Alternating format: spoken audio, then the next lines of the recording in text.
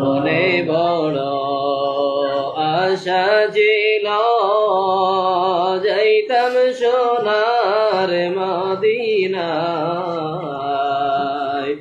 বনের বেতা বলিয়া বলতাম সবুজ রঙ্গের মিনারায়। আল্লাহুম্মা সাল্লি আলা সাইয়্যিদিনা মাওলানা মুহাম্মদ ওয়া আলা আলি সাইয়্যিদিনা মাওলানা।